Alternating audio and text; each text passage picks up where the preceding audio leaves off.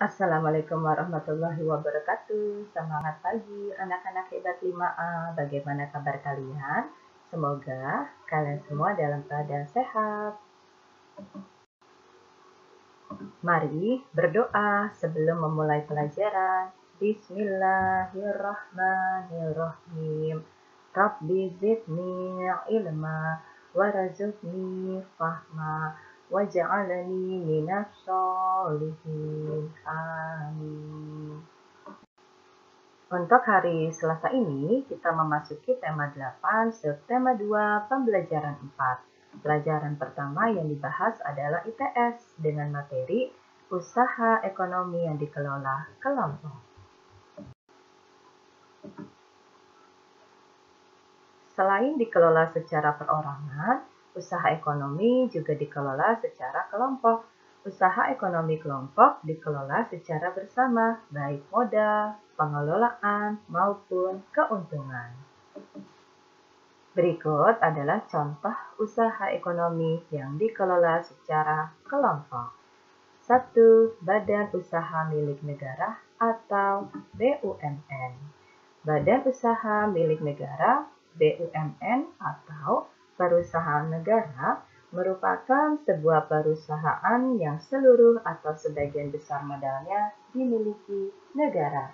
BUMN dapat berbentuk perusahaan umum (perum) dan perseroan terbatas (perseru).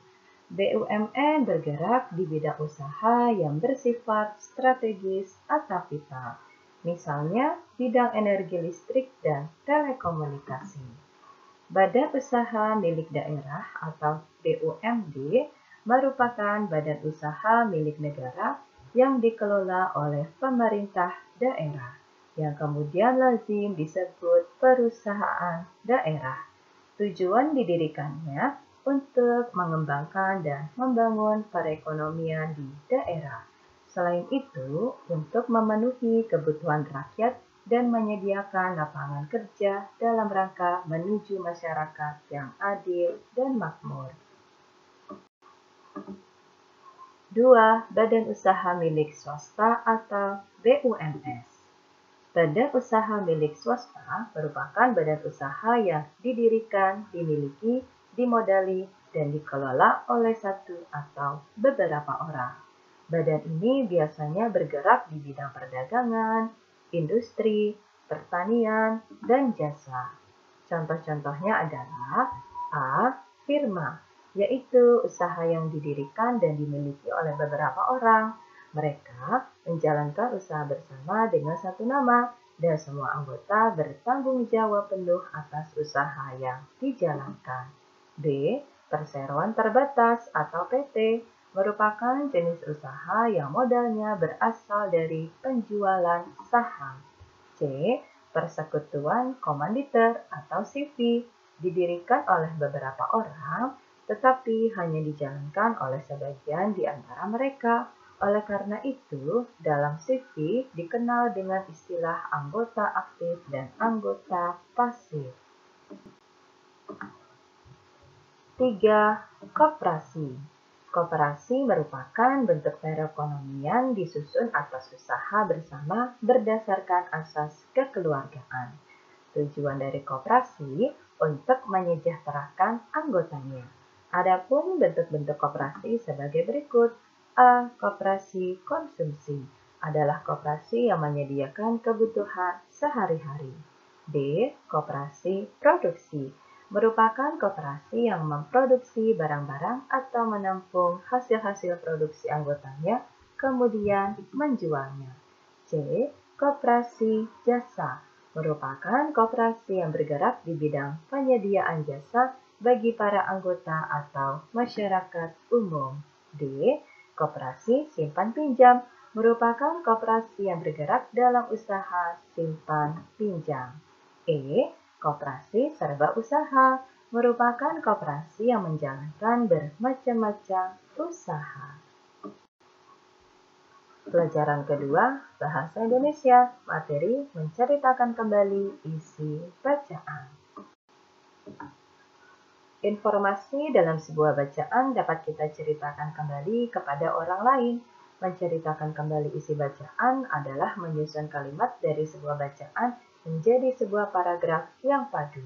Kalimat-kalimat antar paragraf harus padu atau berhubungan, sehingga isi teks mudah dipahami dengan baik. Hal-hal yang harus diperhatikan untuk menceritakan kembali isi bacaan adalah: 1. Mencatat ide pokok bacaan. 2. Kembangkan pokok bacaan menjadi kalimat sederhana dan mudah dipahami. 3. Buatlah kalimat sesuai kaidah bahasa Indonesia yang baik dan benar. 4. Susunlah kalimat-kalimat tersebut menjadi paragraf padu. 5. Bacalah paragraf tersebut dengan bahasa yang santun. Pelajaran ketiga, PPKN, materi keragaman sosial budaya dalam masyarakat. Keragaman sosial budaya yang dimiliki bangsa Indonesia merupakan kekayaan dan warisan yang harus dijaga kelestarian dan keberadaannya. Unsur-unsur yang ada dalam sosial budaya itu memiliki fungsi dan peran masing-masing yang sangat penting dalam mendukung berlangsungnya pembangunan nasional menuju kesejahteraan dan kemajuan bangsa.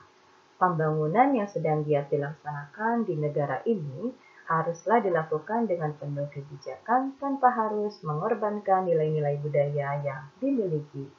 Sebaliknya, kekayaan sosial budaya ini harus terus dilestarikan dan dikelola dengan baik sebagai potensi dan modal dasar pembangunan, sehingga akhirnya Indonesia menjadi negara maju yang kaya dengan nilai-nilai tradisi.